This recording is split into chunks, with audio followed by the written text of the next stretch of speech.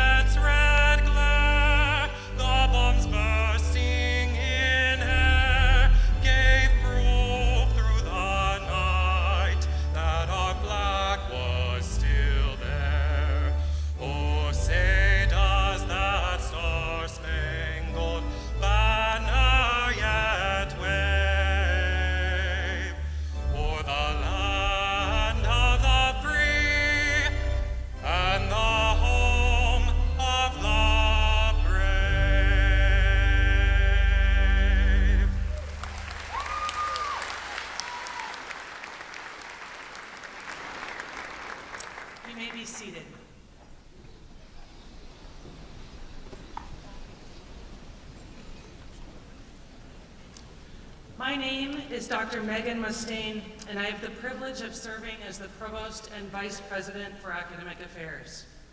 On behalf of the trustees of Trinity University, our faculty, staff, and alumni, and on behalf of this class of 2026, I am delighted to welcome you to these spring commencement exercises.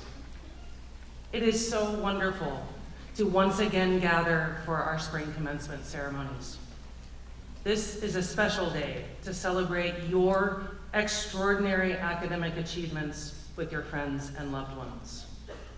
We all know that Trinity Tigers are incredibly special. You have grit and resilience, determination and dreams, and today it is our great honor to celebrate you. This, graduates, is your day. Enjoy every moment of it. We are so enormously proud of you. Now, if you'll please join me in greeting Trinity University's president, Dr. Vanessa Beasley.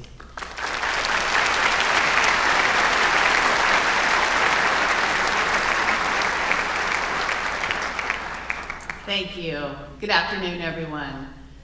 To our graduates, their guests and loved ones, and all gathered here today, it is truly my honor to address you as we celebrate such a wonderful milestone. As the first order of business, I'd like for us to pause and engage in a little audience participation as we recognize all who have made this day possible. Will the faculty in attendance please stand as you are able so that we may salute you and thank you and your colleagues.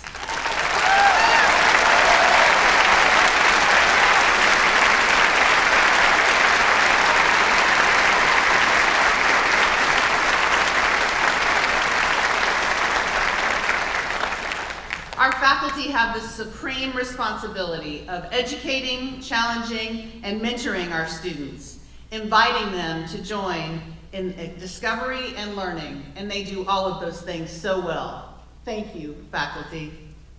Will the Trinity staff members joining us today please rise to receive our appreciation?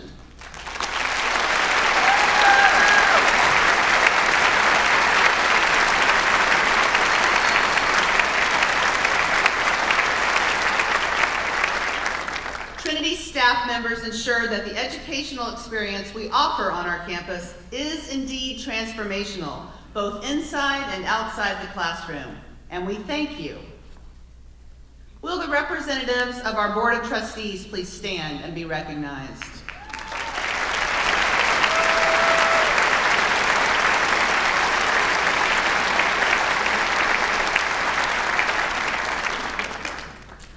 Our trustees serve this university faithfully.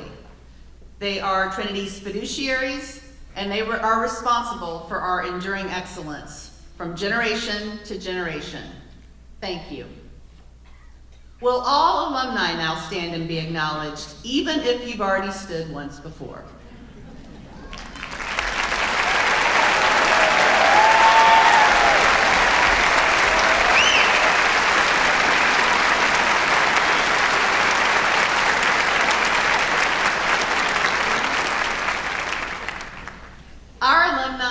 Ensure that Trinity is known.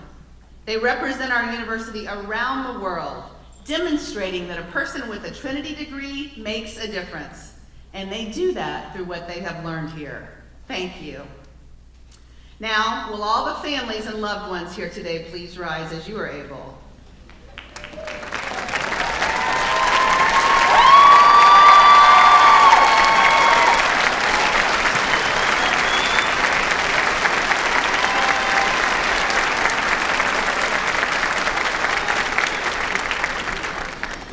So glad that you're here with us today, and we want to acknowledge the work you've done to make this day possible. You have made many choices. Some of them have been easy, and some of them have been difficult decisions. And we also know that you've likely made sacrifices, many sacrifices in order to bring your graduate to this moment on this day. Therefore, we want you to know this is your day too, and we thank you. There are so many others here today, and are also watching from afar, who have cheered on for you students every minute of every day of your journey, and they are cheering loudly today. These include family and friends who can't be here, and in many cases, scholarship donors, people who you don't even know, who believe so much in your potential that they decided to make this education possible for you. Let's show them our gratitude too.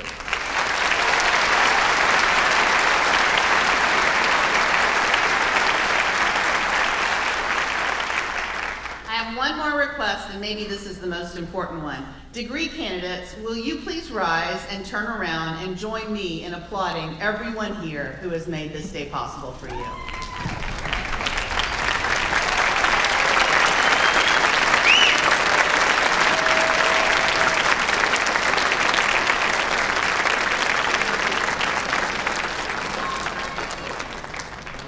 Thank you. All right, as Trinity's president, I am not supposed to have a favorite class. I am and remain proud of all of our students and all of our graduates. However, for those of you in the undergraduate class of 2026, we share a special bond. We started our Trinity journey at the exact same time. Like most of you, for example, this is the culmination of my 4th academic year at Trinity. And I guess that makes me a senior too, in the best sense possible. And after today, you're gonna leave, I'm gonna stay, and I'll be a 5th year senior. But I remember clearly our first day of class.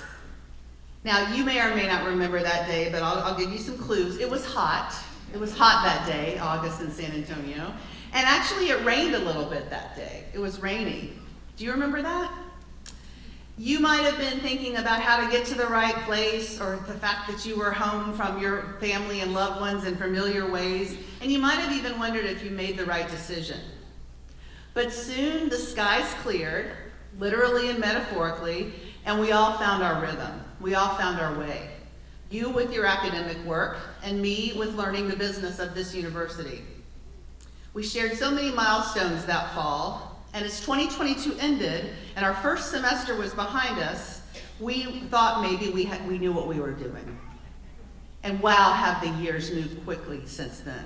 And now, look at us. Look how far we've come. Look how great you look. Look how beautiful you are. And like you, I've learned a few things that I didn't know when I came to Trinity, and my 4 years have taught me a lot on this campus. And so for this year's commencement speech, I did want to share just 3 of the things that I've learned in my 4 years. Number 1, learning requires accountability. I've been an educator my entire professional life, and before I came to Trinity, I thought I had a pretty good idea of what was required for learning. Determination, commitment, capability, challenge, some degree of failure, resilience, and of course, teachers, faculty. But now I know there is another requirement, accountability. Professor Amir Kaisi, professor in our healthcare administration department, studies leadership, and he's written about it in several of his works, including his book, Ambitious, which I highly recommend. And in his study of leadership, he's focused quite often on the impact of accountability. His research shows, for example, that in an organization, for people to learn new behaviors or adopt new methods, leaders must create an environment that is psychologically safe while also requiring high accountability. This is an environment where people feel empowered to participate, welcome in their space, but also are encouraged to take ownership for their decisions. People know that they're supported and also know that the path ahead is theirs to walk.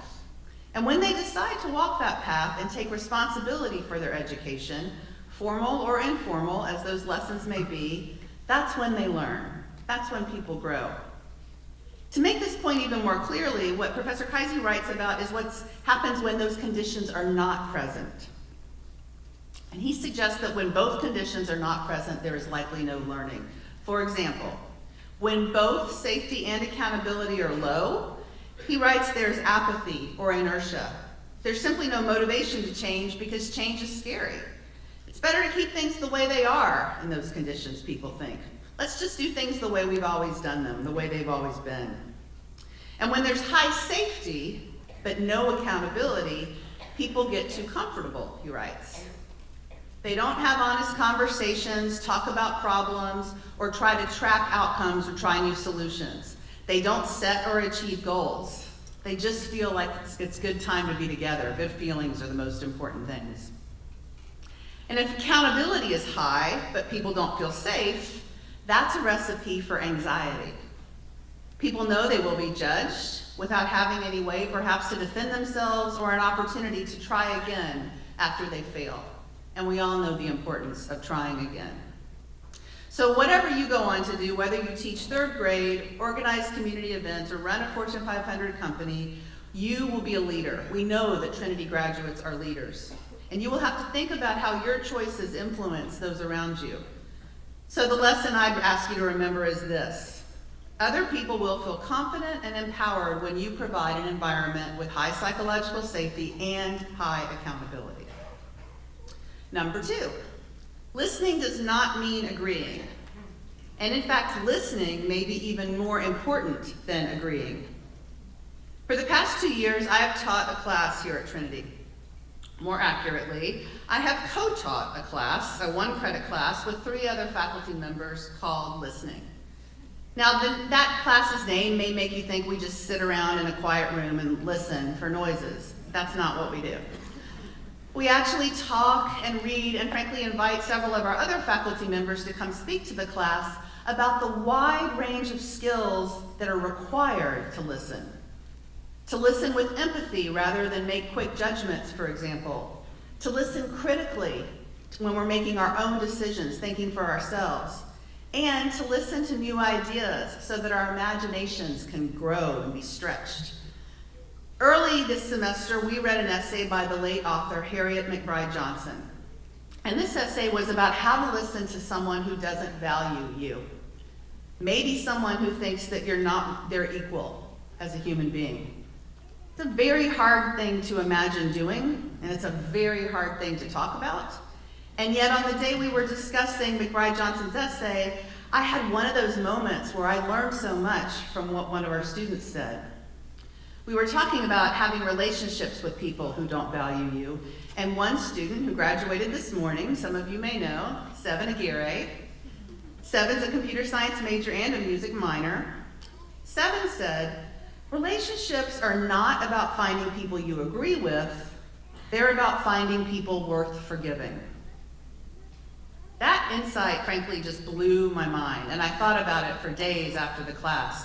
It was so succinct, and then I couldn't help but thinking about the next, afterthought. What if everybody is worthy of forgiving?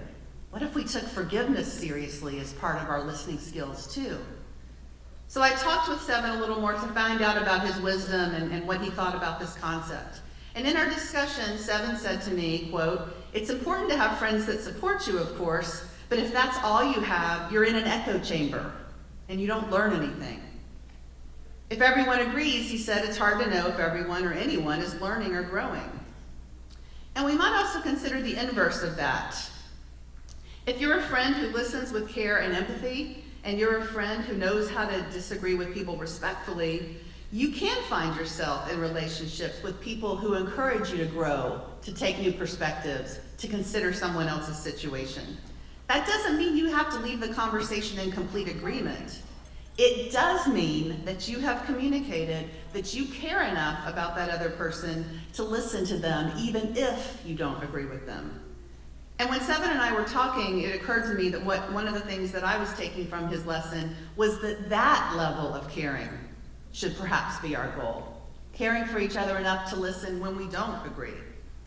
Seven used an example about a friend he's had since elementary school, and they've known each other obviously a long time, and they do care deeply about each other, but they also go out of their way to challenge each other's beliefs and premises. And Seven said, it's nice to have that friend who's not always affirming what you say. It's the one way that you can evolve your understanding of the world as something bigger than yourself. I really appreciated that perspective because, of course, sometimes a disagreement can mean that there's a falling out or the relationship ends, and that's going to happen. But I love the retreat back to this idea that it's our responsibility to think about forgiveness as part of that listening skill set too. And Seven said when I brought that up, forgiving is what helps you grow. I thought that was really profound. So when you leave Trinity in all of your relationships, work, school, personal, familial, I hope that you will consider being the kind of person who understands that listening does not mean that you agree with everyone you're listening to, and it doesn't mean that you're forcing people to agree with you. It means that you care. It means that you care about that relationship and that you don't have to sacrifice your own beliefs to stay in relationship with that person. Number 3. The third thing I've learned in my 4 years at Trinity. We all have personal and professional goals, and they might be fairly specific. But I heard a student recently offer a goal that was broad, and I learned from thinking about how broad it could be. The student was Rowan Irwin, and he said his goal for his time at Trinity was, "I want to leave this place better than I found it." Now, Rowan also received his degree this morning. And if you know Rowan, you know that he's on our football team, he's a finance major, and you may know other things about him. But you might not know that in his first semester here at Trinity, he took a class called The History of American Business and Capitalism, and he became really fascinated with the idea of what it would be like to work in commercial real estate. He started looking for other ways on campus to talk to other people about it and to learn more about how to meet alumni who had that career. And he found out there was a real estate club on campus, but nobody was participating and it was about to be deactivated. And so he saw the potential to reinvigorate that club and asked Trinity alumni to come to campus to talk about their experiences working in that field. and to make sure they were connecting with students who also had an interest in it. Dr. Shahideh Jang, a professor of finance and associate dean of our Michael Neidorff School of Business, heard about what Rowan was doing, and she reached out to him. And with her leadership and mentoring, the two put together a now annual conference that brings alumni to campus. Sometimes the students go to where the alumni are to learn about their businesses off-site. Dr. Zhang created new courses for the business school curriculum. Rowan added officers to the club and gave them agency to change its future based on what their goals were. And by engaging with our alumni, the two of them created connections for future students with the potential for internships and perhaps even future employment. When I talked to Rowan about this, he said, "What's cool," and I quote, "is that even while I was being molded by Trinity, at the same time I was molding what future Trinity students would get to experience." So he graduated this morning, and yet Rowan leaves behind a real estate club, a Department of Finance with new courses, the Neidorff School of Business, and Trinity University itself, better than it was when he arrived. When I asked him what his motivation to have this big goal, leave things better than when you found them, he said for him it went back to his childhood. And he said that when he was in middle school, he had some trouble in school. He said he got in trouble for interrupting class a lot and arguing with teachers, and that he felt pretty lost and confused. But a coach saw potential in him and offered to spend time with Rowan, introducing him to other students. And with time and other forms of attention, like taking students fishing, Rowan said that community for him helped him be the dynamic young man that you may know today if you're his friend. A star student, a student athlete again on our football team, and a student athlete who's made the Trinity Dean's List 5 semesters while at Trinity, which, as you know, is no small achievement. Rowan remains humble, and he also told me, "I've been impacted by change," he said, "and I try to pass that forward." I expect that his career, like yours, will leave entire communities better than you find them. And I expect that whatever your goals are, on a day-to-day basis or throughout the years as you leave Trinity, that you can keep in mind that goal. What are we doing to leave the places where we are better than we found them? That's certainly become my goal. When you leave our campus today and think about what those goals are going to be, I'll be honest, it'll be a very emotional time for all of us. We don't want to say goodbye to you. We know it's time for you to go, but it's still hard to know you're leaving. And what makes it easier for us and comforts us is the knowledge that you have learned, and you have learned how to learn, to facilitate these relationships that I've been talking about. Relationships with psychological safety, accountability, caring, forgiveness, and the goal to make things better. You've learned how to listen. You've learned how to process what you hear, how to think for yourself, how to live in the world critically. And you have left Trinity University better than you found it.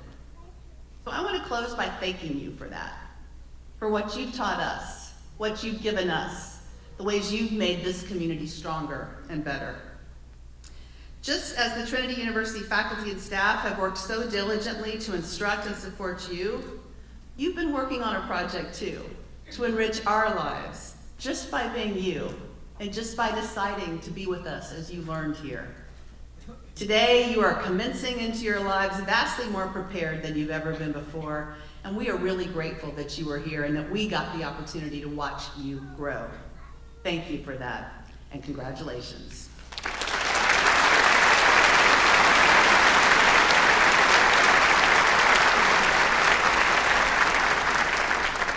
And now it's my honor to introduce Omar Retrout, President of the Student Government Association. A native San Antonian, Omar is a senior political science major with minors in sociology and philosophy. In addition to his role as president of the Student Government Association, Omar graduated as an intern in the admissions office and served as the judicial chair of his fraternity, the Omega Phi. Omar is applying to law school to pursue his academic goals after graduating today.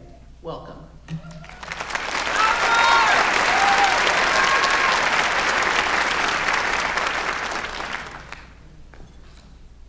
Good afternoon. I'm privileged to welcome you to our spring commencement ceremony. Before I begin, I'd like to take a moment to thank President Beasley, Provost Mustaine, our honorable Board of Trustees, our incredible faculty and staff, the families and loved ones with us today, and of course, the reason we're all here, our well-deserving graduates. While grappling with today's emotions, you've probably reminisced about the experiences, opportunities, and memories you've had the privilege of living at our One Trinity Place. From the FYEs that marked the start of your Trinity journeys, the internship that solidified your career goals, or even studying abroad in places vast and far-reaching, to even the most mundane of moments that transformed Trinity into a place we call home. The moments we shared in the lounges of our dorms, the times we dropped everything for a group maybe run, or even the late-night library studying, which consisted mostly of unintelligible chatter. At our One Trinity Place, we have carved relationships in the finest of nooks and crannies, within every corner of red brick, and through many seasons of change. When you began your journey at Trinity, you entered a new phase of life, one that reshaped your relationships with family, friends, and the people you love.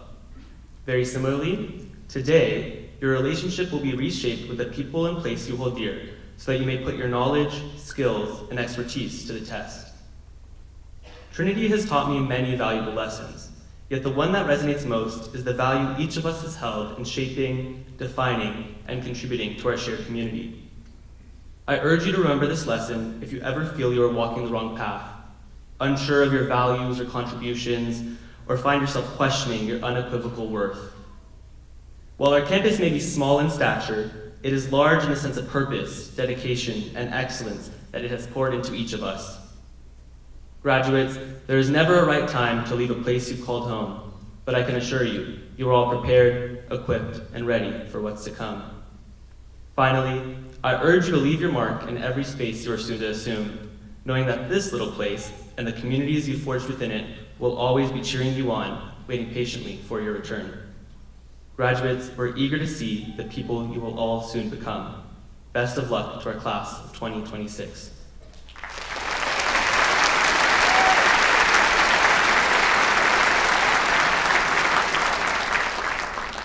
And now, it is my privilege to introduce our keynote speaker, Mr. Ted Beneski, the chair of our Board of Trustees. Earning his bachelor's degree from Amherst University and his master's in business administration from the Harvard Business School, Mr. Beneski first became involved with Trinity when his two sons, Jeffrey, class of 2011, and David, class of 2014, attended Trinity. Both he and his wife, Lori, serve on Trinity's parent council, and Mr. Beneski joined the Board of Trustees in 2012, serving as board chair since 2023. His pride in Trinity University shows through his service, philanthropy, and leadership. Mr. Beneski is also a leader in the financial world.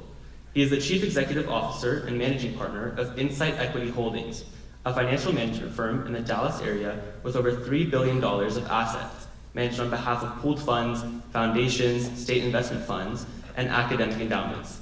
Please join me in welcoming Mr. Ted Beneski.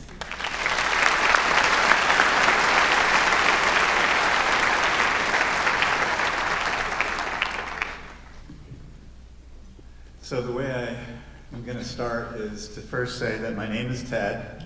I'm about to give a talk.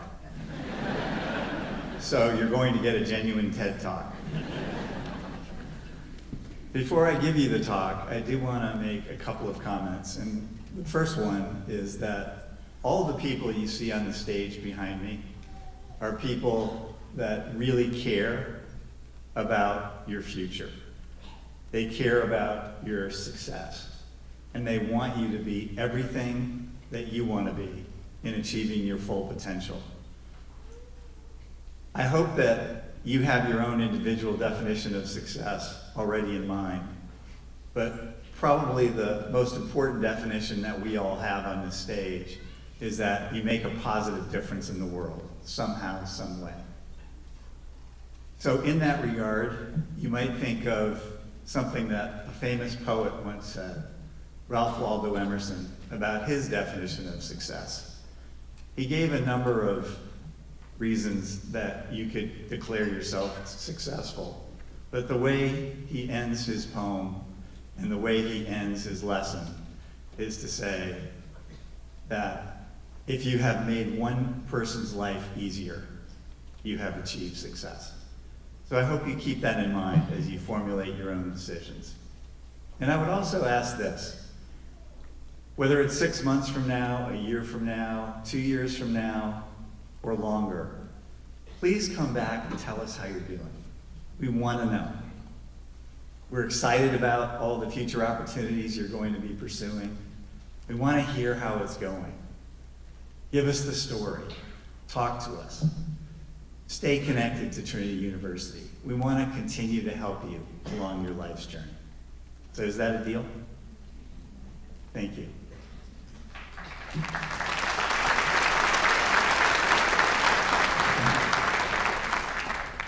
So to the very soon-to-be Trinity University graduates and families of graduates, I am so very honored to be speaking to you today as you transition from this esteemed academic institution to the next phase of your life journey. For some of you, this will be graduate school, and for others, you'll take the early steps of pursuing a career in a myriad of different fields. While there will be challenges and obstacles to your forward path, I'm here to remind all of you that your future has the potential to be unimaginably bright for a host of reasons. First, you are graduating from Trinity University. It has a stellar reputation among national liberal arts schools, and its reputation is increasing at a steady rate. We like to say Trinity is on the rise, and I hope you agree. What does the data say to back this up? Well, first, academic quality has soared. The most recent incoming class at Trinity had a reported mean SAT score of 1417. The mean ACT score for the incoming class was 32, and the mean GPA on a 4.0 scale was over 3.75. These test score metrics are top 5% nationally, and the grades metric is in the top 10 to 15% of all students nationwide. These are unequivocal facts. Graduate schools and employers have taken notice. Second, Trinity's selectivity is also soaring. Over the last approximate 10 years, undergraduate applications have increased by 2.5 times to nearly 12,000. And that's for approximately 640 slots in the freshman class. The wait list over the same period has ballooned by 1,160%, or 12.6 times its original level. The acceptance rate, which hovered around 65% 10 years ago, is now in the mid-20s, an improvement of over 40%. Also noteworthy, in terms of employer recognition of Trinity's strength, are the results of a recent Georgetown study on earnings of graduates with federal loans, which, in my view, is a reasonable proxy for all graduate earnings. Georgetown measured ROI, return on investment. It's of a college education across the national database of institutions of higher learning. They compared accumulated earnings over various time periods versus a multiple of tuition. The results were stunningly positive for Trinity. Trinity's ROI over a 10-year period beat the average of national private nonprofit schools by 47%, beat the average of all national public and private nonprofit schools by 31%, and even beat the average of the top 50 national liberal arts schools by almost 5%. Amazing. Trinity is no longer a lesser-known hidden gem university in the Southwest. Trinity is now a well-known national powerhouse with strong academic rigor and extraordinarily talented students who succeed in the real world. This is established.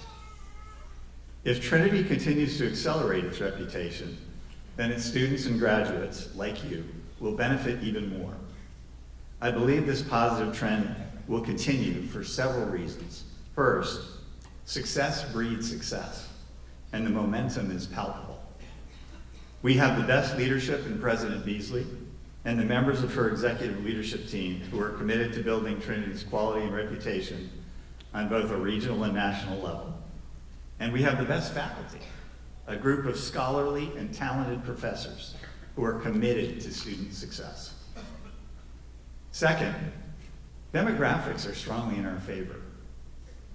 Nationally, we all face what's known as the cliff, which is a coming 15% fall off in college-age students, which is affecting admission rates at many national universities and colleges.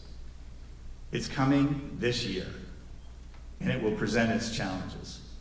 However, Trinity is in San Antonio, Texas, and both San Antonio and Texas continue to grow in population by leaps and bounds, and students predominantly attend college within a 500-mile radius of where they live. 86% of students attend college within a 500-mile radius of where they grow up. Texas's population has grown from 25 million in 2010 to 31.7 million in 2025, and has been the fastest growing state population in recent years, including the year 2025. I believe this growth will have a very positive impact on Trinity's enrollment. Third, Trinity is differentially and favorably positioned within the national liberal arts landscape. We have outstanding academic programs, outstanding extracurriculars, including athletics. But perhaps most importantly, we are committed to an educational platform which combines business and engineering and the liberal arts. This approach, you might be curious to know, is anathema to some of the top national liberal arts schools, but not Trinity. We believe we can take full advantage of this because smart, top echelon students predominantly want this combination, and they should. I could go on and on about the virtues and strengths of Trinity, but I want to extend my theme of a bright future for all of you to a second major factor. At a macro level, it's that you have been blessed to be living in America. The USA is the world's richest, most prosperous country ever, and one that offers unlimited opportunities. It's why millions upon millions of people want to move here, and why hardly anyone wants to leave. I will highlight some of these opportunities, and in doing so, we'll borrow some perspectives from Alexander Green, the Chief Investment Strategist for the Oxford Club, Thomas Hobbes, an English philosopher, Deirdre McCloskey, an American economist, and Steven Pinker, a Canadian-American psychologist. For thousands of years, people in the world lived lives that were, in Thomas Hobbes' famous phrase, nasty, brutish, and short. Battling the elements, avoiding predators, and hunting and scavenging just to survive. In the USA, compared to the past, and compared to billions around the world today, you enjoy an unprecedented standard of living, even if some of you are struggling financially. 100 years ago, you would not have had instant power at the flick of a switch, or a safe, reliable vehicle to take you around town or across the country. You could not have bought a ticket from a budget airline to fly to hundreds of destinations. You would not have had a supercomputer in your pocket, one far more powerful than the computers that guided the Apollo astronauts. And it's not just that you can call, text, or video conference at minimal cost. You have instant access to a camera, a video recorder, GPS, a television, a library, music studio, health tracker, personal assistant, and frankly, a gateway to all of human knowledge. That means that you can work, study, or collaborate from anywhere. This is an insane advancement in the quality of life. These profound life improvements were all invented where? In America. For thousands of years, the world was rife with despotism, slavery, class privilege, no increase in the standard of living. And the Enlightenment period of history changed that. It ushered in a new world base, which was on reason, science, and belief in progress and freedom.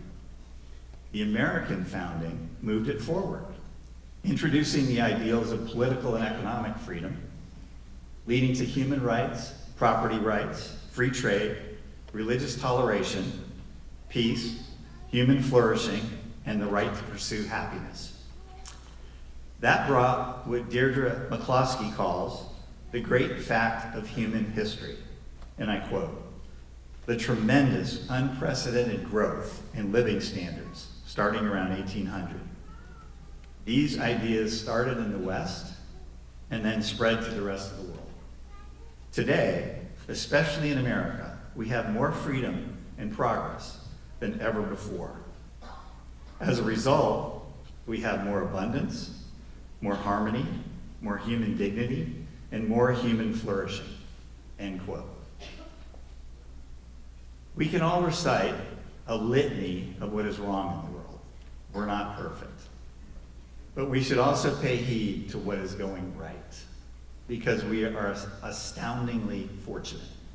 As Steven Pinker writes in Enlightenment Now, "The story of human progress is truly heroic.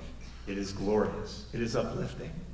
We live longer, suffer less, learn more, get smarter, and enjoy more small pleasures and rich experiences. This heroic story is not just a myth. Myths are fictions, but this one is real.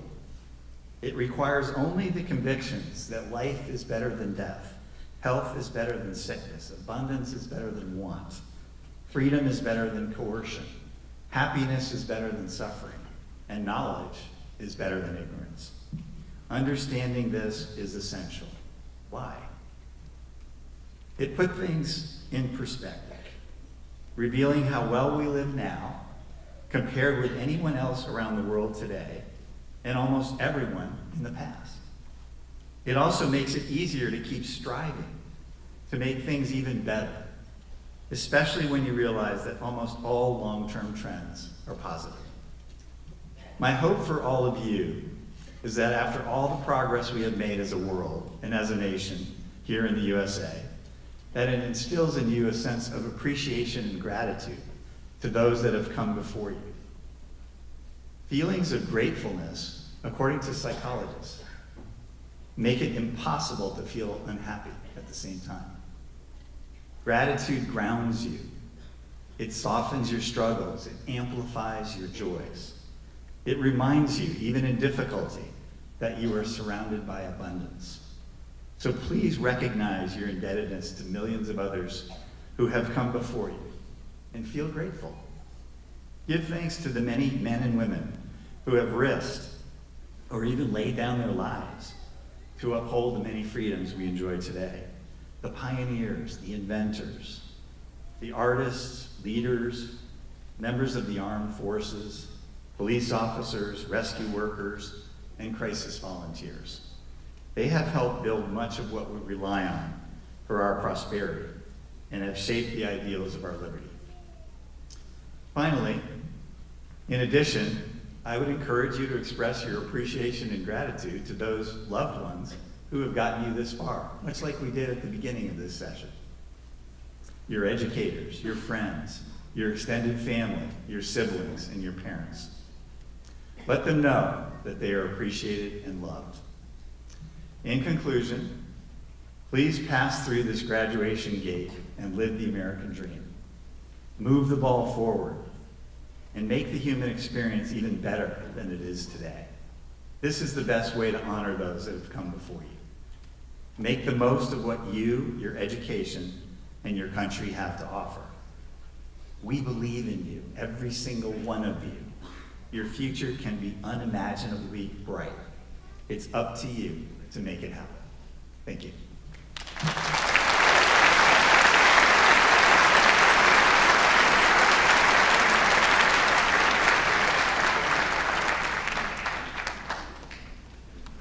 All right, it is magic words time, y'all. Will the candidates for the degree of Master of Arts in School Psychology please rise and remain standing?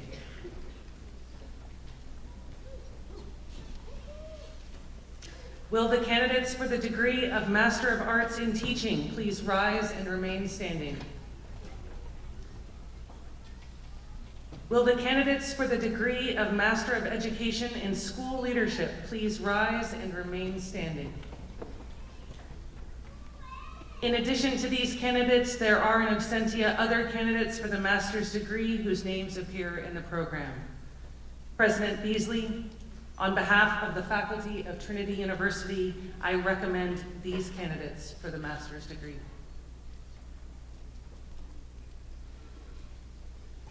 By the authority delegated to me by the Board of Trustees, and in accordance with the provisions of the Charter of Trinity University, I now confer upon those of you who have met the graduation requirements the master's degree for which you have been recommended, with all of the rights, privileges, and responsibilities pertaining thereto. Congratulations.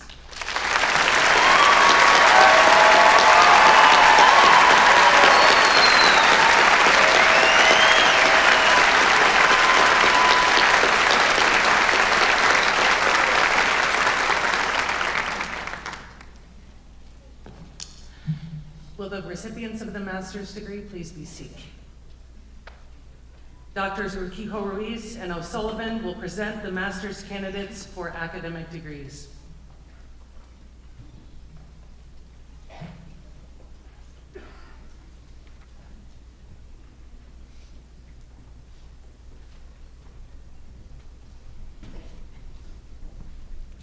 The recipients of the master's degree will now come forward to be hooded, to receive their diplomas, and to be greeted by President Beasley, Provost Mustaine, Deans Christensen and DePertuis, and Chair Beneski, representing the university's Board of Trustees.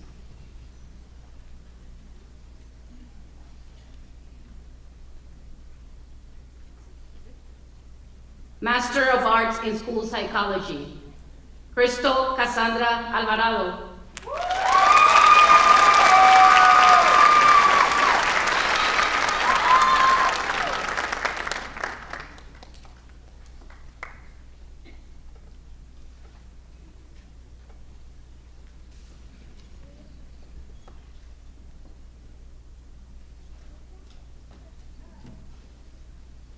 Ruby Castro.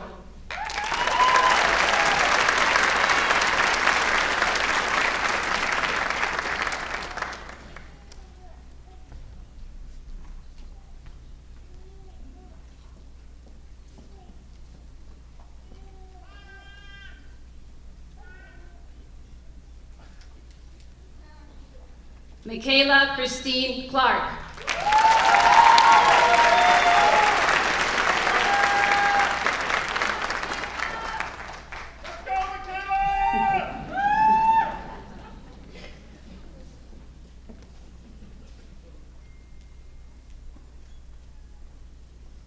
Ashley Brooke Heiston.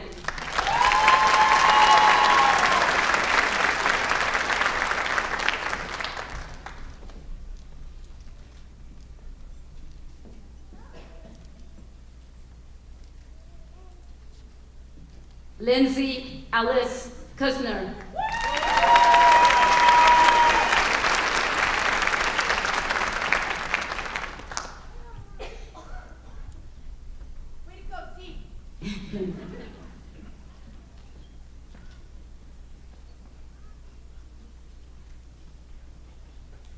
Kai Yan.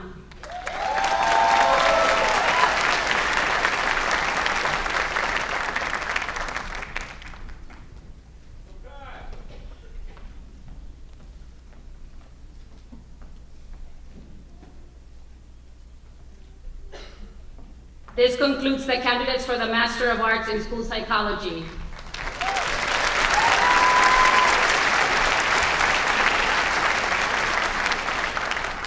Master of Arts in Teaching, Madeline Baker.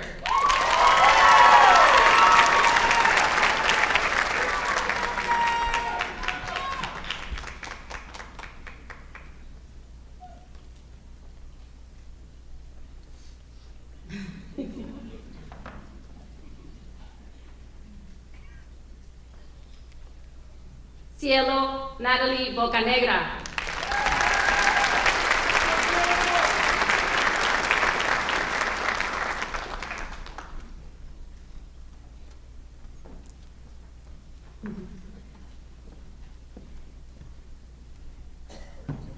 Oops.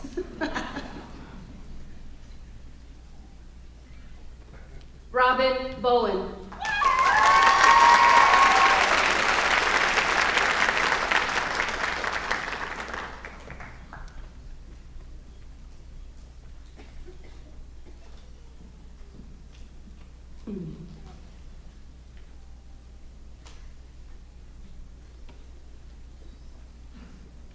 Sam Carr.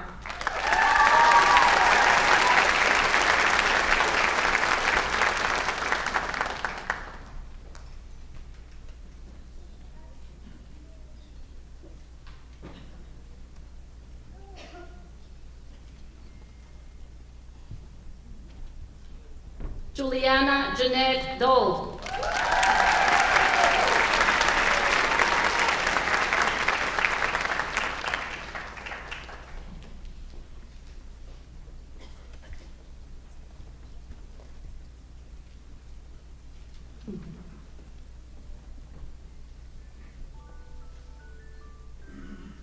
Tiffany Gruszewski.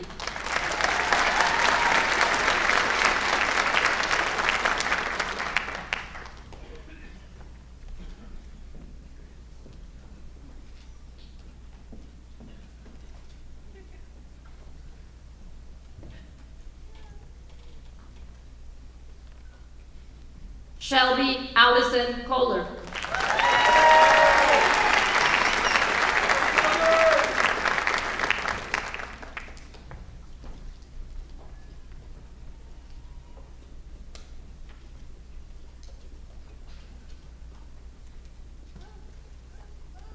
Christina Grace Madeiros.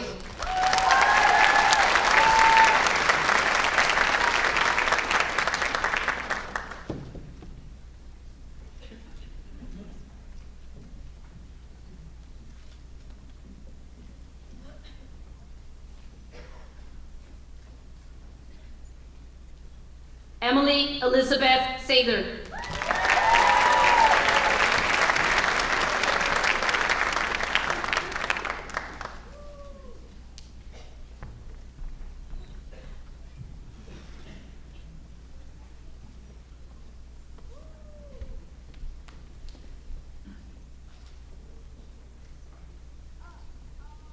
Peyton Lee Silvius.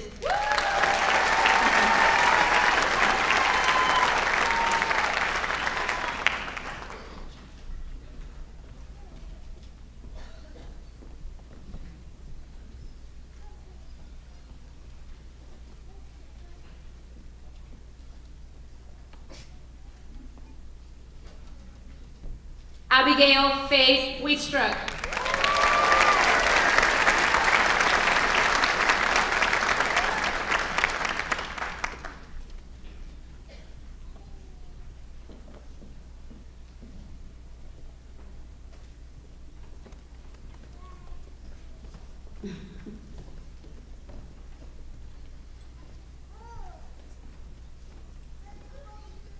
This concludes the candidates for the Master of Arts in Teaching.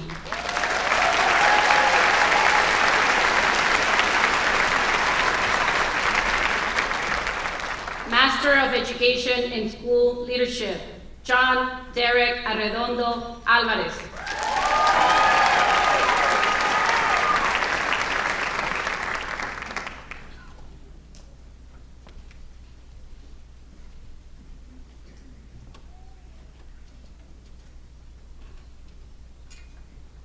Rubén Amezcua.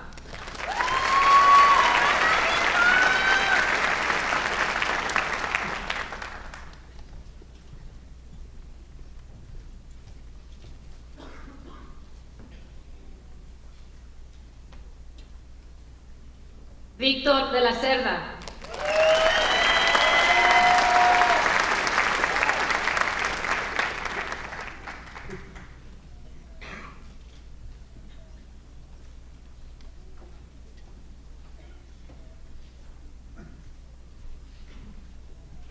Chelsea Edge.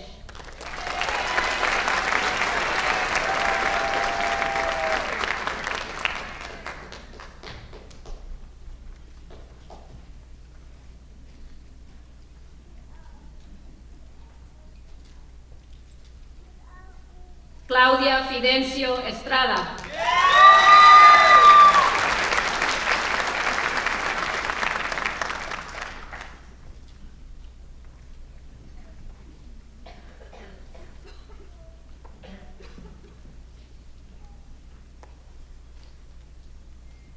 Marisela Alegría Garza.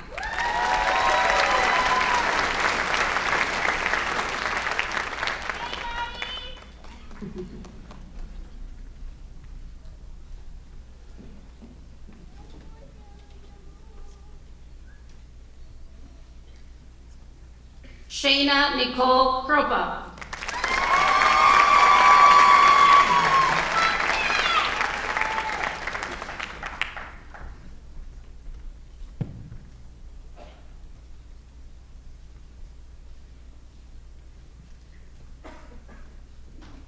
Lisa Marie Murphy.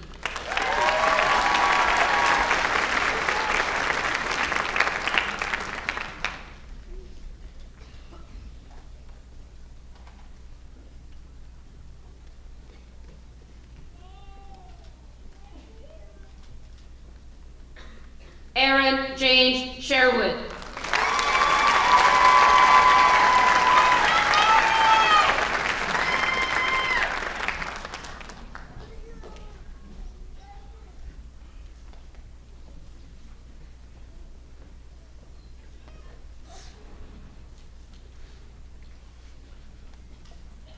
This concludes the candidates for the Master of Education.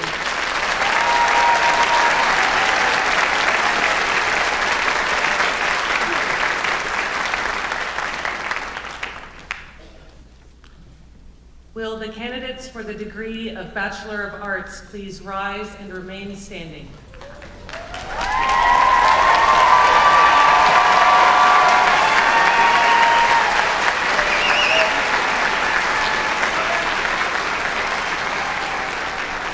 Will the candidates for the degree of Bachelor of Music please rise and remain standing?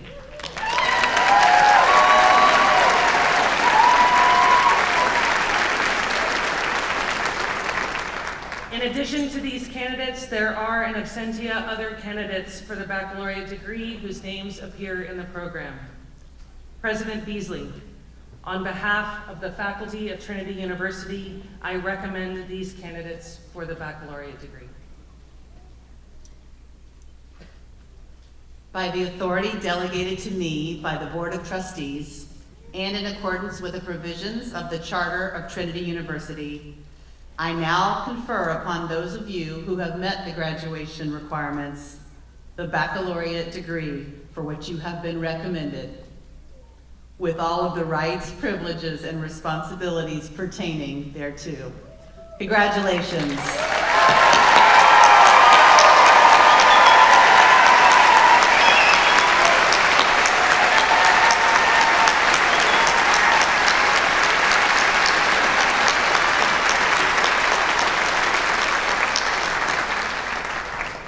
Seated.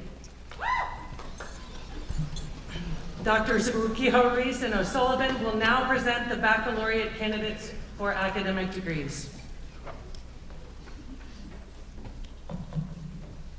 The recipients of the baccalaureate degrees will now come forward to receive their diplomas and be greeted by President Beasley, Provost Mustaine, Deans Christensen and Dupertuy, and Chair Benesky, representing the university's Board of Trustees. While the candidates are coming forward, I would like to call your attention to that section of the program that explains honors at graduation. In order to emphasize the achievements of the honor graduates, I will call the honor each one has received as I call the graduate's name. Candidates receiving Latin honors with a grade point average of 3.5 or more wear the President's Award of Excellence Maroon Honor Stole. Bachelor of Arts, Hannah Grace Aronson, cum laude.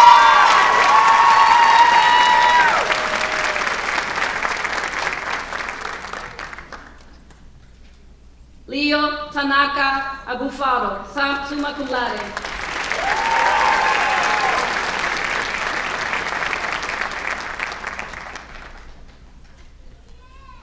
Caroline Elizabeth Adams, summa cum laude.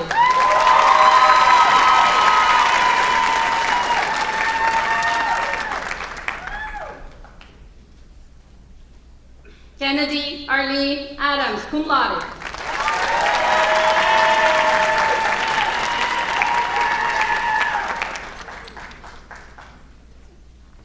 Alexandria Easley Alcott.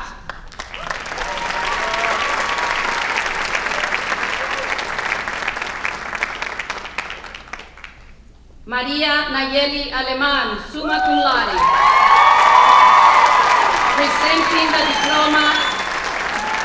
Presenting the diploma is her father, Trinity University, Leland Radford Endowed Professor of Education and Director for this institute, Dr. Enrique Aleman.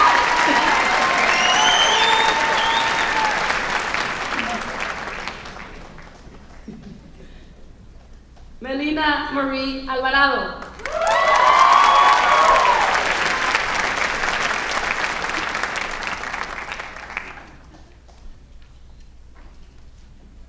Odinaka Chuku Aneji, summa cum laude.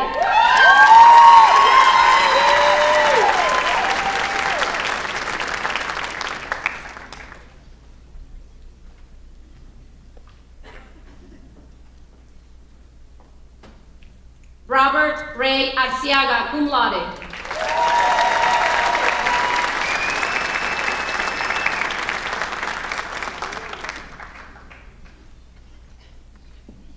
Olivia Autry, cum laude.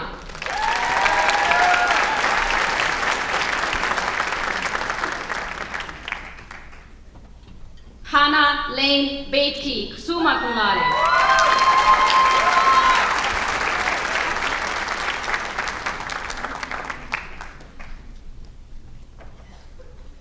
Ethan James Barnard.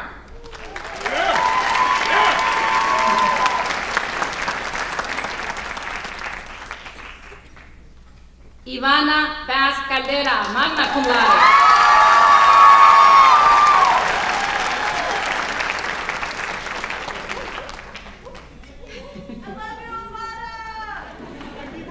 Caroline Rose Beasley Rees, cum laude.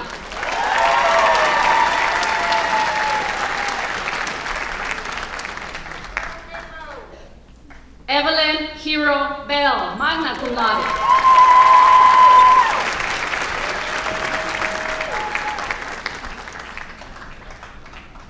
Devin Bellamy, cum laude.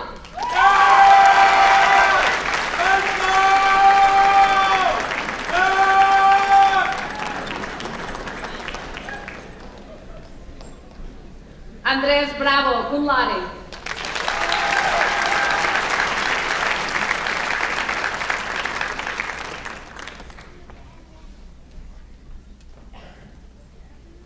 Carolina Marie Bricken, cum laude.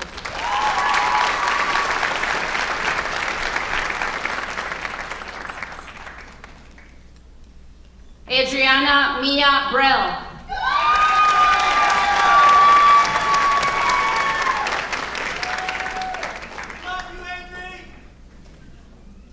Gustavo Alexander Brooks, cum laude.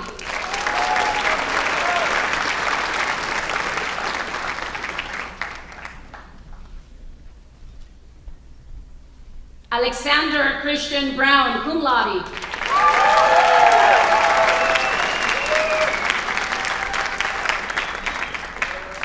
Emma Ann Berman, summa cum laude.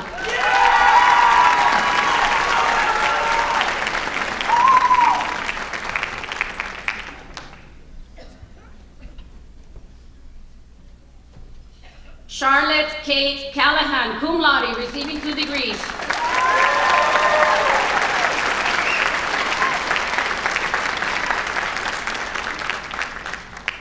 Lily Rose Calvert, summa cum laude.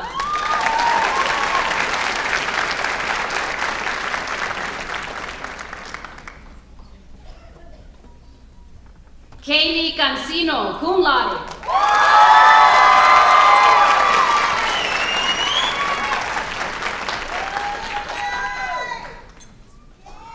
Antonio Castro.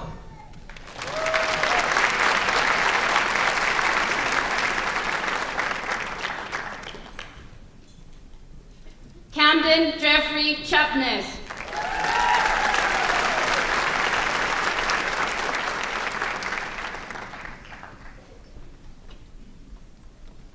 Nicholas Chen.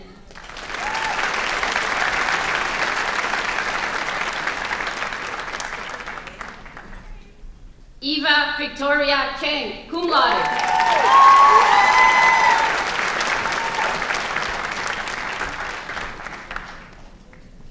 Joshua Jackson Chesney.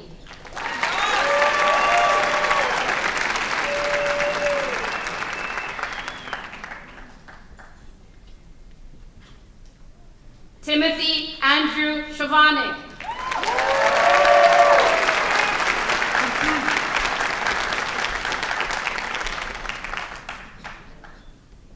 Jacob Zane Close, summa cum laude.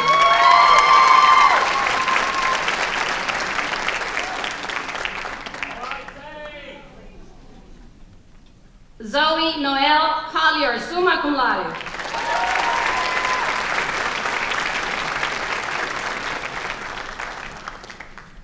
Brianna Angelica Colon, summa cum laude.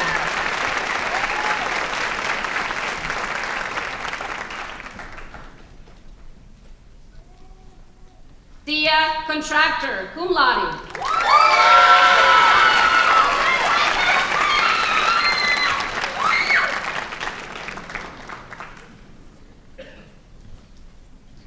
Audrey Elise Crawford.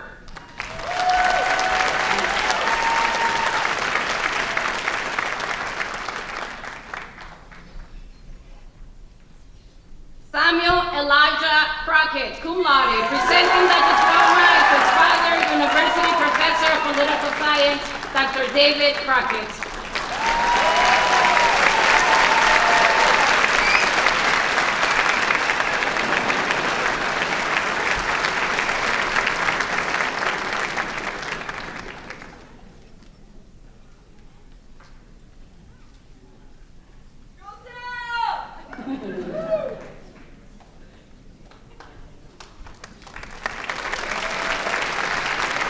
Katie Cusack.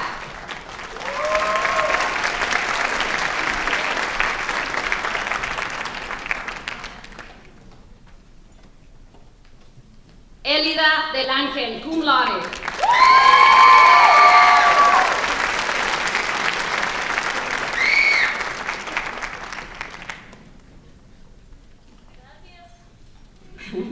María del Río Hamer.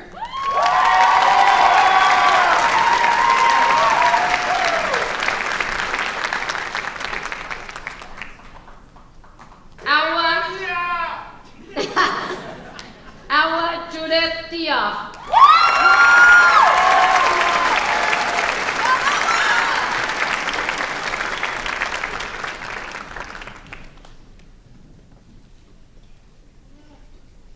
Eva Renee de Pertui, presenting the diploma is her father, Trinity University, Dean of the Carlos Alvarez School of Arts and Humanities, Dr. Ruben de Pertui.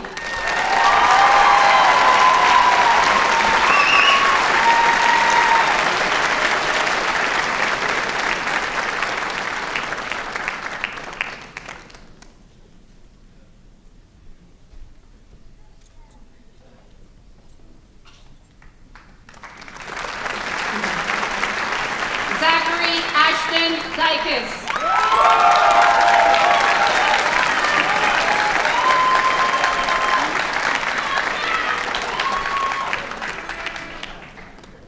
Claire Aki Elliott, summa cum laude.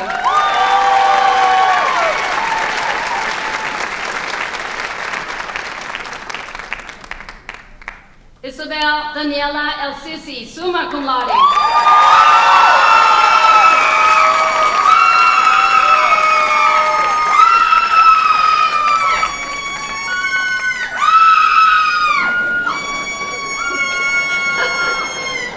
Grace Caroline Etzel, magna cum laude.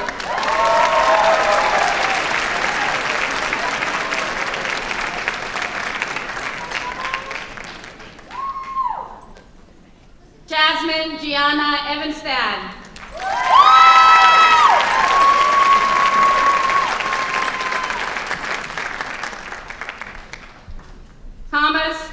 Javier Farias, cum laude.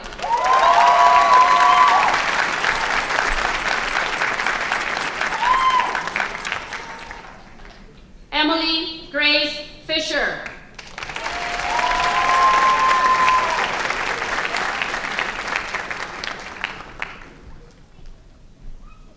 Lila Ann Foote.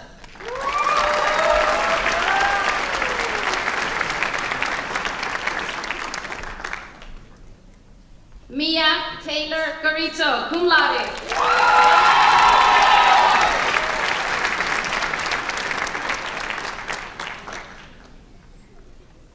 Gerardo Garza Sorelli, Jr.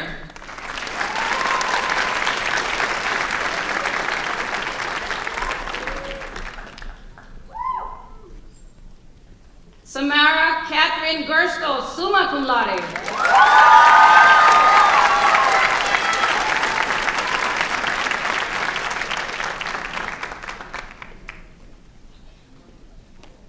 Morgan Lynn Gimrich, summa cum laude, receiving 2 degrees.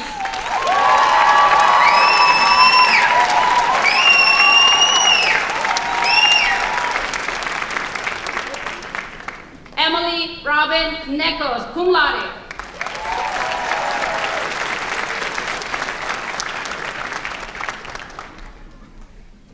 Evelyn Astrid Gonzalez Perez, receiving 2 degrees.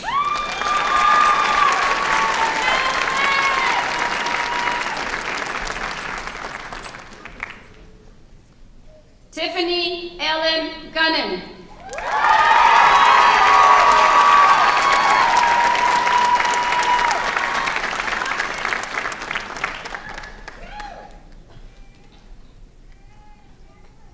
Josette Marie Porterfield Gourlay, magna cum laude.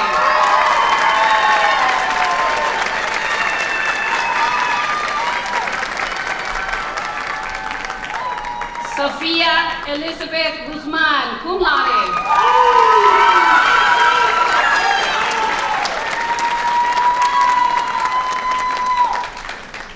Lillian Grace Hackett.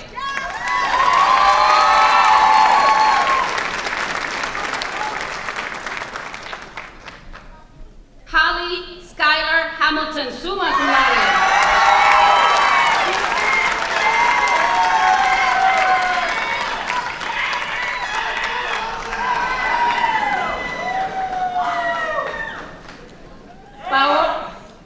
Paola Luruami Aro.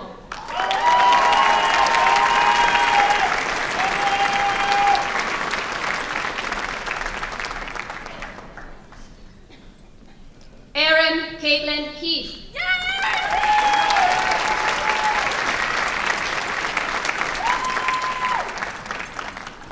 Brianna Sky Heiser, summa cum laude.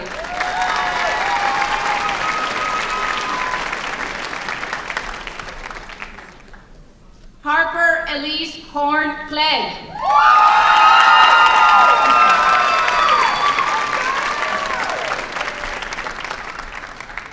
Rebecca L. Hurt, summa cum laude.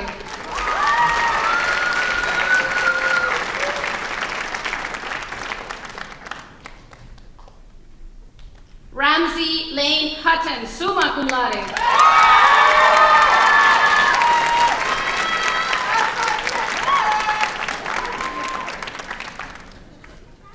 Alexis Mauricio Ibarra, magna cum laude.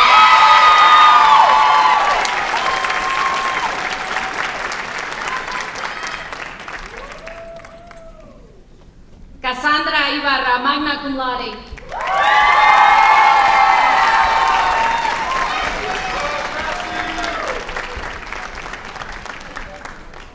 Olive Diane Irons, cum laude.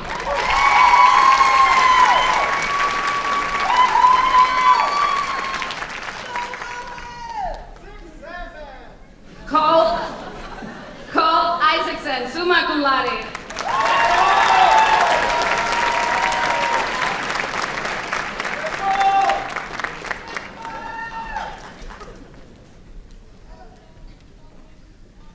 Paul Russell Jackson, cum laude.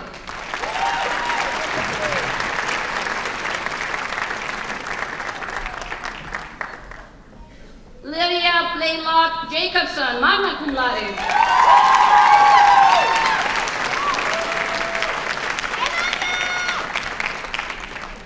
Zachary Patrick Yoch, cum laude. Cum laude. Cum laude. Aliyah Ashley Jones, magna cum laude.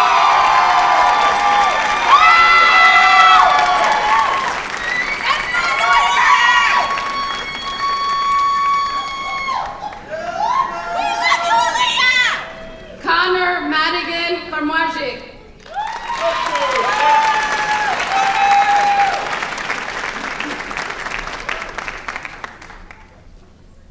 Pablo Enrique King.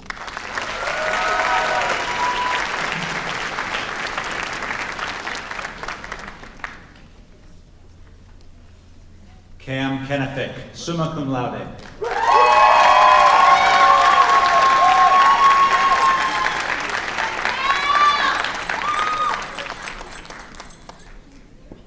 Hannah Zane Khan, cum laude.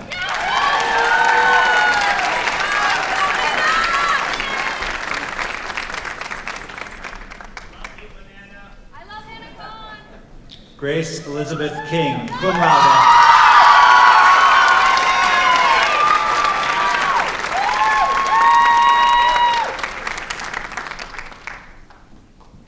Anna Sophia Neri Kasherbe.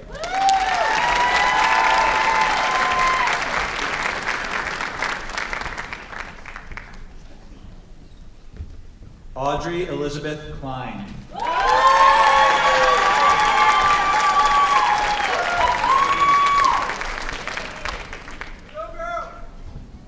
Katya Ann Knickerbocker, magna cum laude.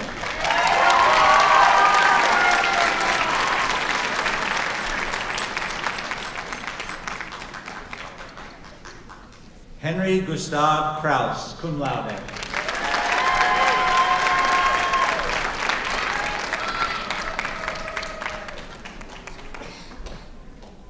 Eliana Isabel La Rosa, cum laude.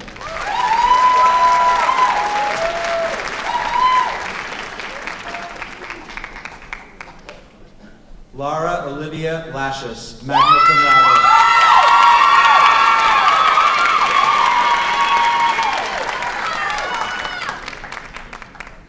Edward Fernand Laudumier, cum laude.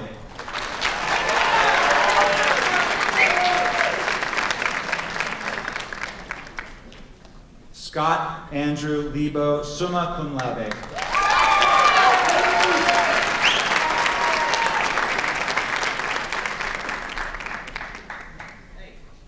James Dobbin Lee, presenting the diploma is his mother, Trinity University visiting assistant professor of art and art history, Ms. Leo Lee.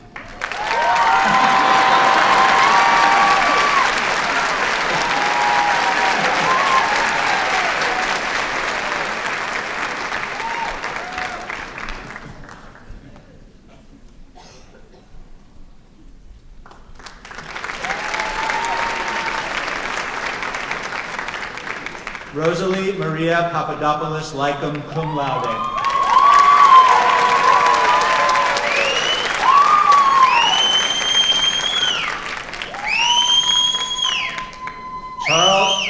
Charles James Long, magna cum laude.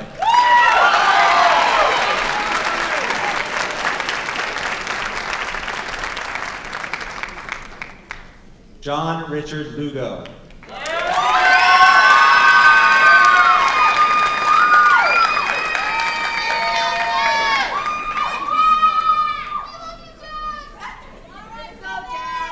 Kira Nicolina Lynch.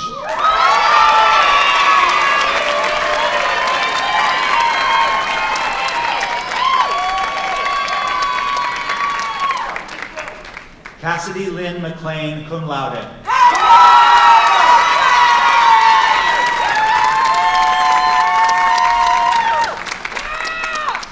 Isabella Mantilla Valdivieso, magna cum laude, receiving 2 degrees.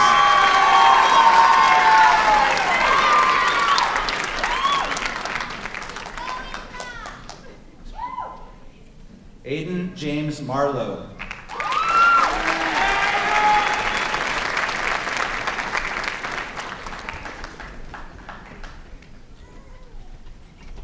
Frederick Marmoleco III, cum laude.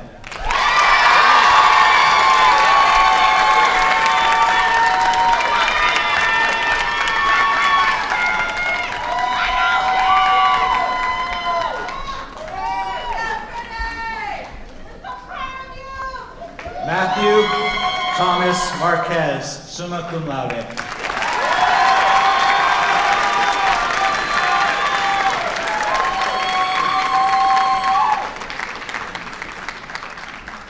Jalen Simone Martin.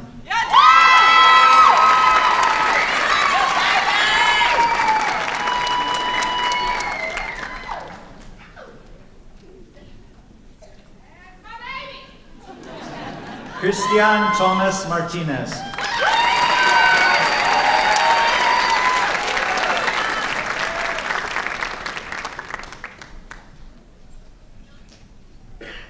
Mary Aurora McCarthy, summa cum laude.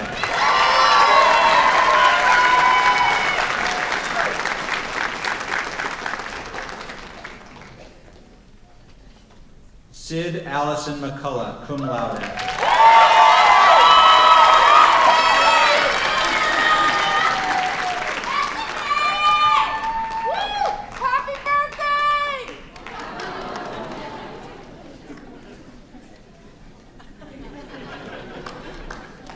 John Christian McGowan.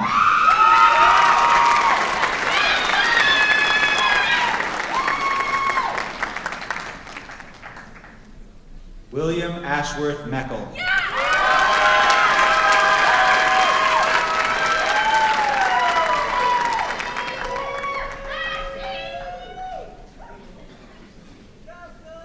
Thomas McGuire Melina Robb, summa cum laude.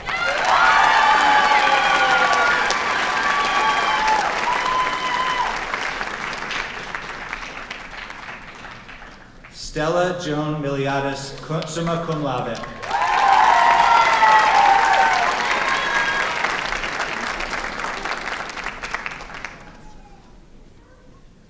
M. Lynn Miller, summa cum laude.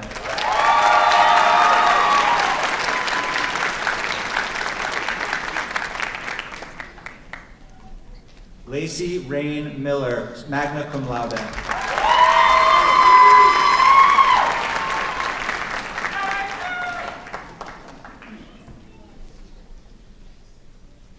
Addison Miser, magna cum laude.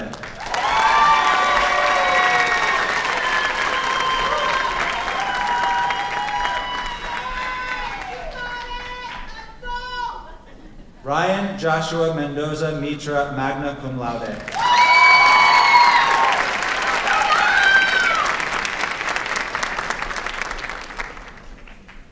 Faith Annabella Monsivais.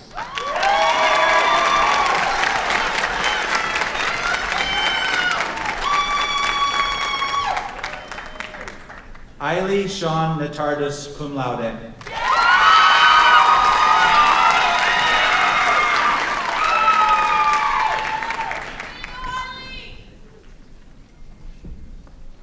Jacob Christopher Newell, cum laude.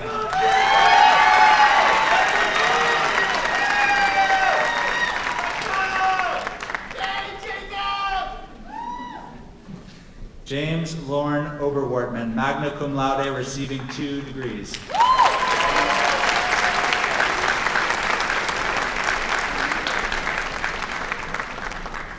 Marina Isabella Oquendo, magna cum laude.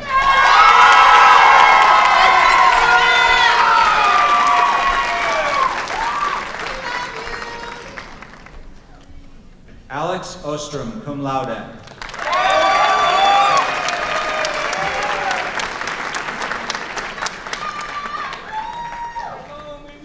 Erin Olivia Paik, summa cum laude.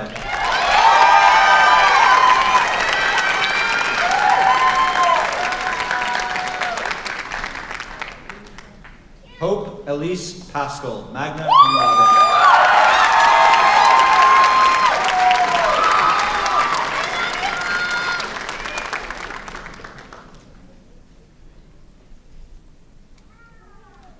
Ruth Ann Patterson, magna cum laude.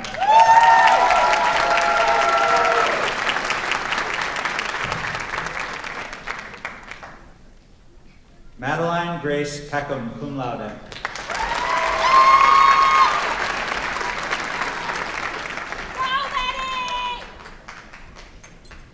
Maria Francesca Perez, cum laude.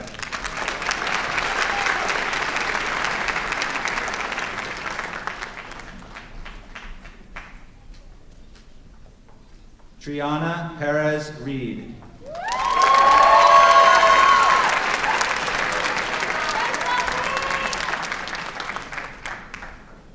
Pribmani Pip Pichairatanakom, summa cum laude.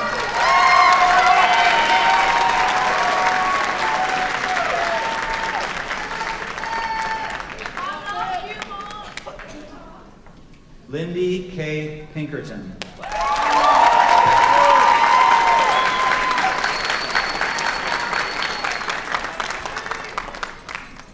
Nina Simone Pollock, summa cum laude.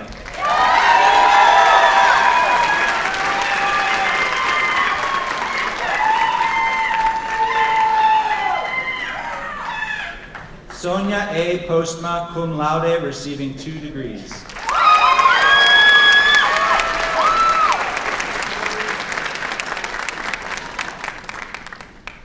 Elise Nicole Potier, summa cum laude.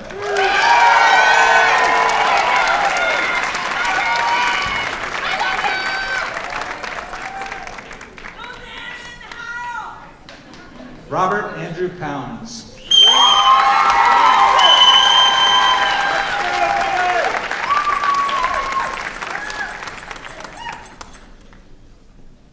V. Powers.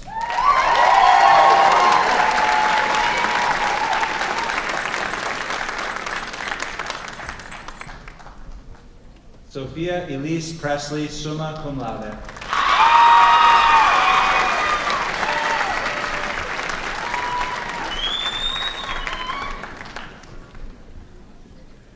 Evelyn May Ragsdale, summa cum laude.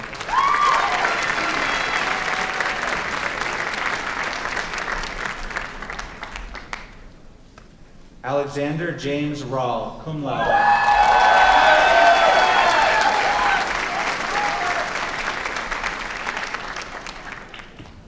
John Joseph Ramos II, cum laude.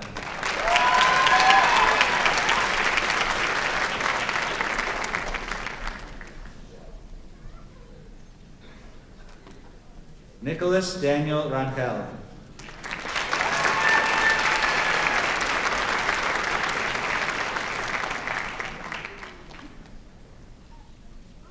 Omar Ziad Ratrut, cum laude.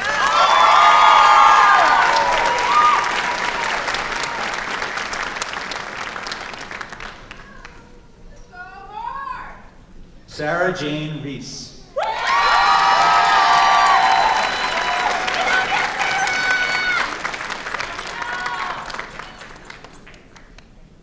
Lindsay Osiris Reyes.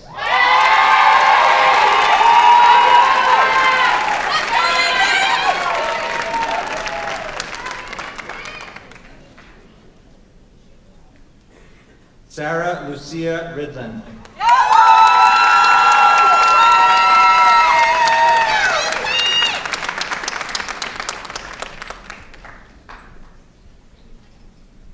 Anthony John Rivas, summa cum laude.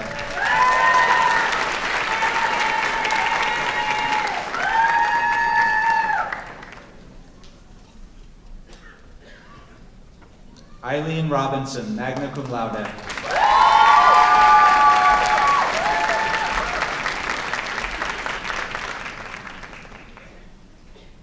Camila Isabel Rodriguez.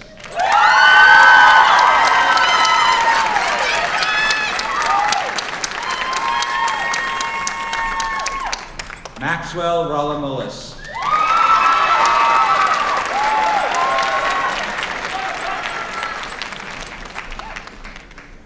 Anthony Thomas Romero, cum laude.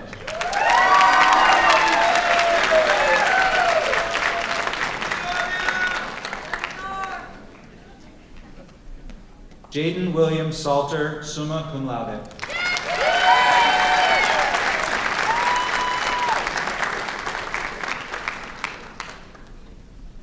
Mariana Janie Sayan.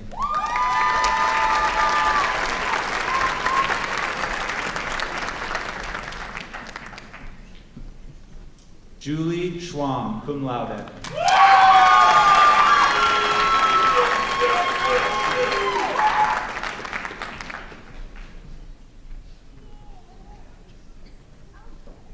Camille Hannah Sems, magna cum laude.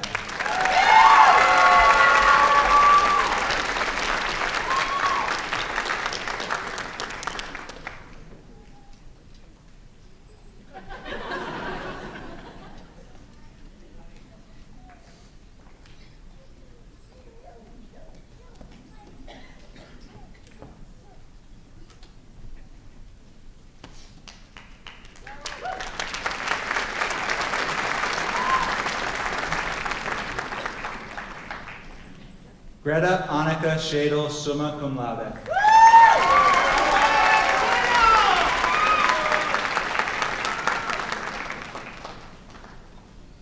William Arthur Sharp.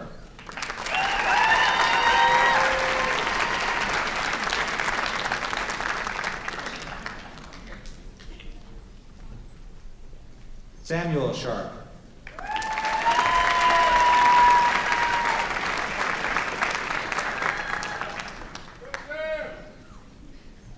Bailey Grace Silverman.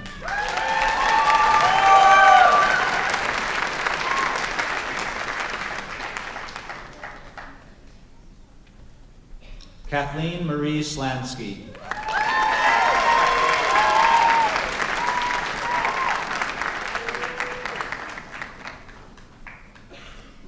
Charlotte Rebecca Sloan.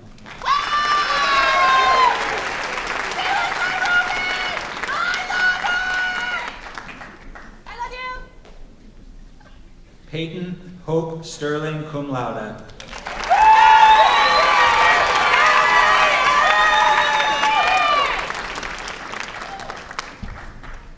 Jasmine Alina Suggs, cum laude.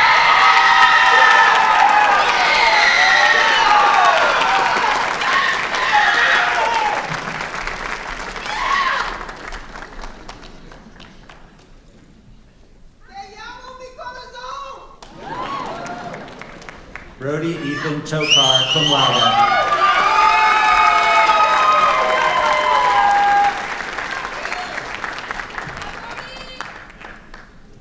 Renee Caitlin Trombley, summa cum laude.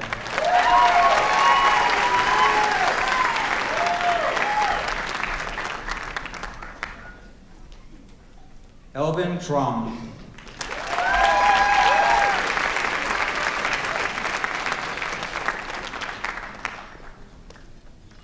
Daniela Valdez.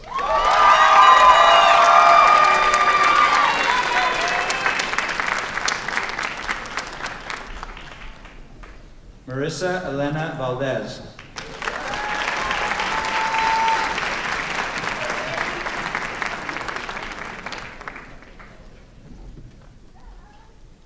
Karine Valle Martinez, cum laude, receiving 2 degrees.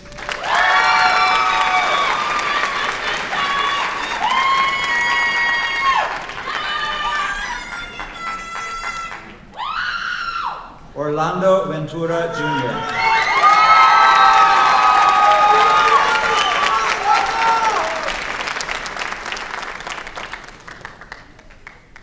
Marcus Lepere Vondrak.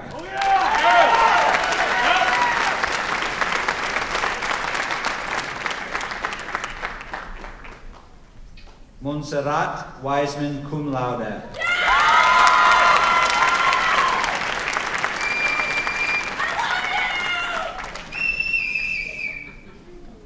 William Summerfield Walker III, magna cum laude.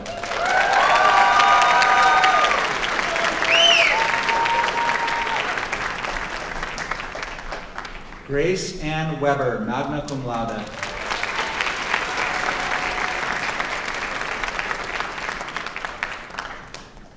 Olivia Erickson Webster, cum laude.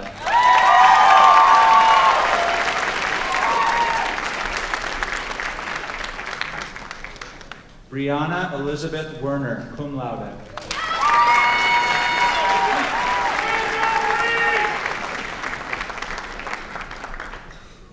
Lila Bell Wheat, magna cum laude.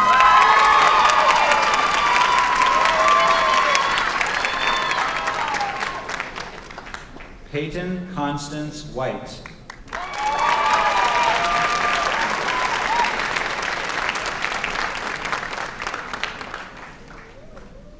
Dylan Timothy Wilford, summa cum laude.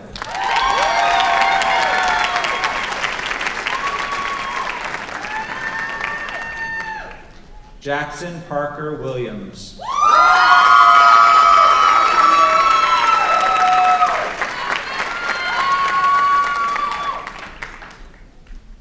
Luke Brennan Wilson, receiving 2 degrees.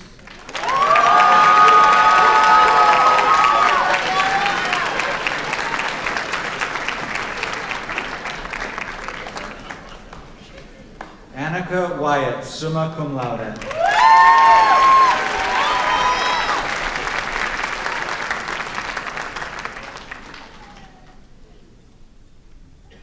Beza Yildirim, magna cum laude.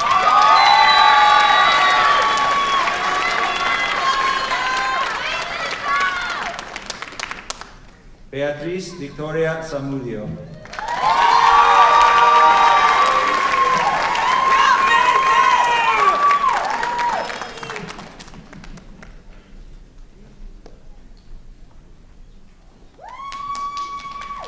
Catherine Elizabeth Czar, summa cum laude.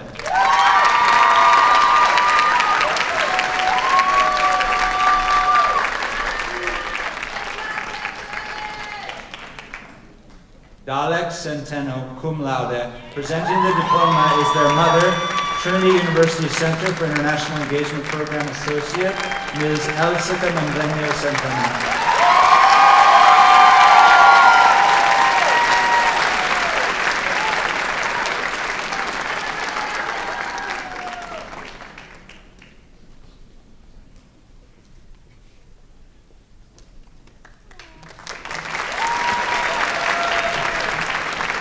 Josephine May Lloyd.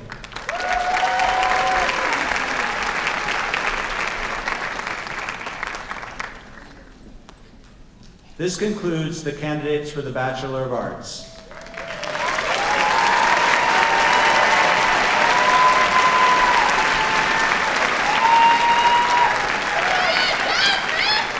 Bachelor of Music, Jake Anthony Cipolla, magna cum laude.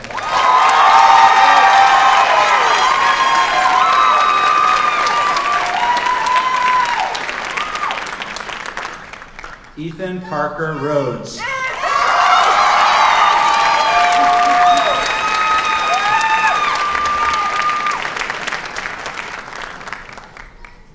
Clifford Daly Thompson.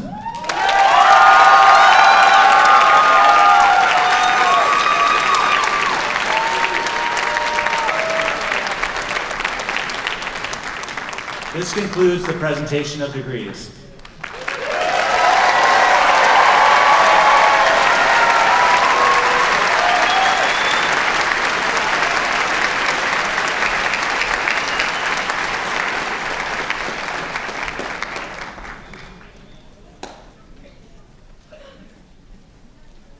Why don't we give them one more round of applause?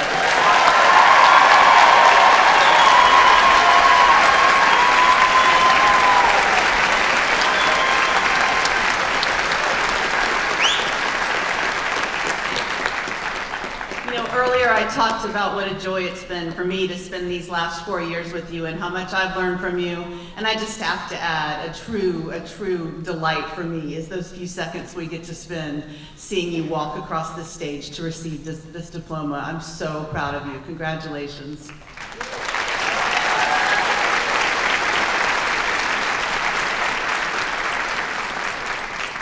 For my closing words, I would like to continue a tradition here at Trinity by reading an excerpt from President James Lorry's address to students more than 50 years ago. As he told the graduates then, of itself, your degree is no certain mark that you are an educated person. That will be revealed by what you do with what you are, and what you have, and what you know. True education translates knowledge into character and action. I look forward to seeing your true education, your Trinity education, and how that gets translated into the character and action that our world needs. I look forward to seeing what that looks like for you, and I look forward to seeing you back here on campus and around the world as Trinity alumni making a difference. Congratulations.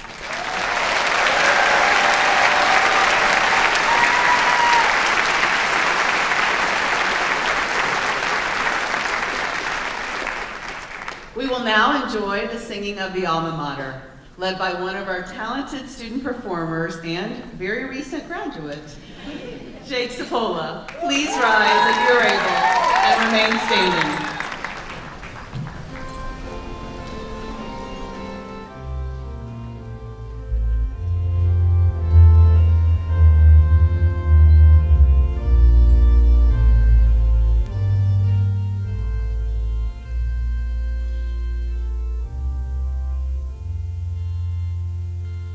We sing to thee, our Trinity, the school we hold so dear.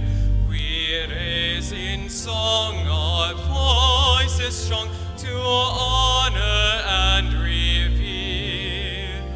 Your sons and daughters, proud and true, will ever sing your praise.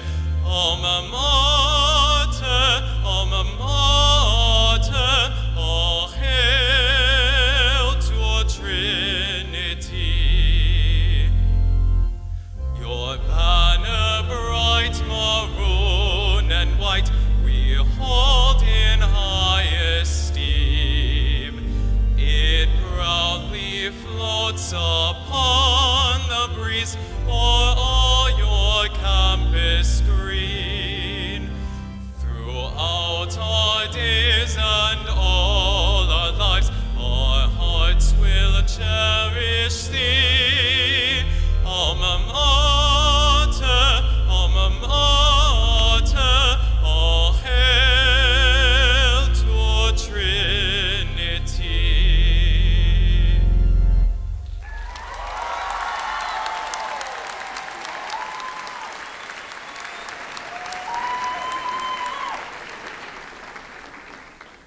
Friends, following the benediction, we kindly ask that the audience be seated and remain at their seats until our graduates exit. The new class of 2026 alumni will process through the tunnel of joy, a line of faculty and staff, before heading to the Magic Stones, where you can meet them to continue today's celebration. And so, friends, as you go forth, may you hold dear your journey here, knowing that you join Trinitonians of every generation in shaping the future that will be. And so may you be blessed. May you be blessed in all that you do. May you be blessed in all that you are. And may you be blessed with lives rich in meaning and full of purpose. Let us go in peace to love and serve the world. Amen.